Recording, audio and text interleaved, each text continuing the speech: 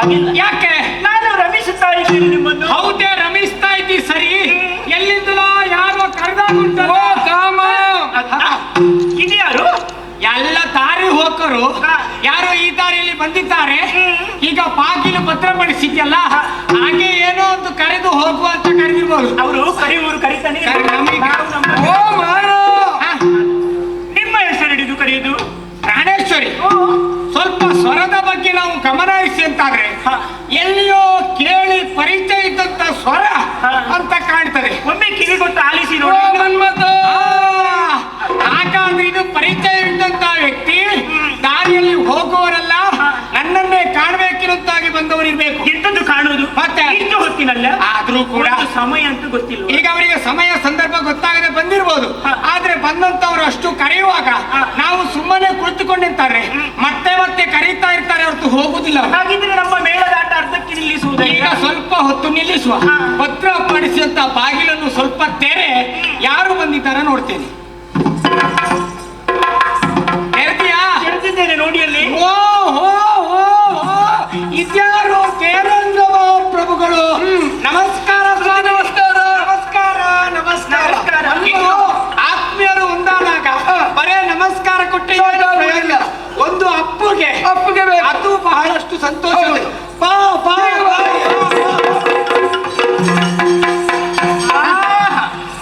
ಇದೆಂತದ್ದು? ಈಗ ನಾನು ದೇವೇಂದ್ರನ ಒಪ್ಪಿಕೊಂಡದ್ದ ನಿನ್ನನ್ನು ಒಪ್ಪಿಕೊಂಡದ್ದ? ಅದಕ್ಕೆ ಕಾರಣ ಉಂಟು. ಏನಯ್ಯ ಮಾರ, ಏನು ಮಾಡೋಣ, ಅಷ್ಟೊಂದು ಗಾಢವಾದಂತ ಪ್ರೀತಿ ನಮ್ಮದು.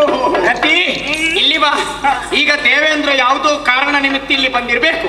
ಈಗ ನೀನು ನಮ್ಮ ಮೇಳ ಅರ್ಥಕ್ಕೆ ನಿಲ್ಲಿಸ್ತೇವೆ ಅಂತ ಭಾವಿಸಿಕೊಳ್ಬೇಡ. ಮತ್ತೆ ಈಗ ಪೂರ್ತಿಗೊಳಿಸೋದಕ್ಕಿದೆ.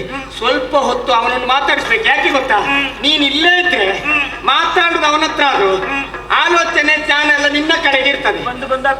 ಹೌದು, ಯಾವಾಗ್ಲೂ ಅದೇ ಆಗ್ತಾ ಇರ್ತದೆ. ಹಾಗಾಗಿ ಸ್ವಲ್ಪ ಹೊತ್ತು ಒಳಗಿರು. ಏನು ಅಂತ ವಿಚಾರಿಸಿ ಆದಷ್ಟು ಬೇಗ ಕಳಿಸಿ. ಬೇಗ ಕರಿಬೇಕು. ಬೇಗ ಏನೇ ಮಾತಾಡಿದ್ರೆ ಬೇಗ ಬೇಗ ಕಳಿಸ್ತೇನೆ ಅವನನ್ನು. ಎಲ್ಲ ಹಾಳು ಮಾಡ್ಲಿಕ್ಕೆ. ಆದಿತ್ತು, ಕಾಯ್ತಾ ಇರು ಕಾಯ್ತಾ ಇರು. ಬೇಗ ಬೇಗ ಒಳಗೆ ಹೋಗುದಿಲ್ಲ. ದೇವೇಂದ್ರ ಬರಬೇಕಯ್ಯ, ಸ್ವೀಕಾರ ಮಾಡಬೇಕು. ಮತ್ತೊಮ್ಮೆ ನಮಸ್ಕಾರವನ್ನು ಅಯ್ಯ. ನಿನ್ನನ್ನು ಕಂಡಾಗ ಆಶ್ಚರ್ಯವಾಗ್ತಾ ಇದೆ.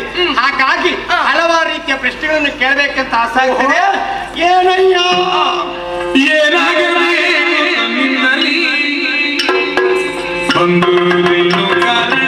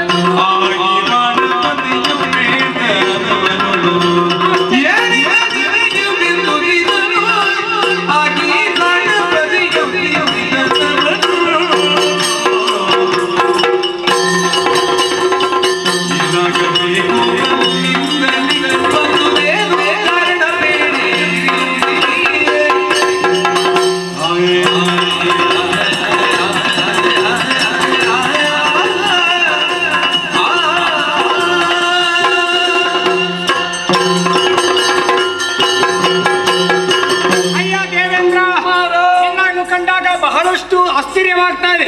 ಅಷ್ಟೈಶ್ವರ್ಯದಿಂದ ಮೆರೀತಾ ಇದೆ ನಿನ್ನದಾದಂತಹ ದೇವಲೋಕ. ಆದ್ರೆ ಯಾವಾಗಲೂ ಸುಖ ಸಂತೋಷ ನೆಮ್ಮದಿಯಿಂದ ಜೀವನವನ್ನು ನಡೆಸಬೇಕಿತ್ತು.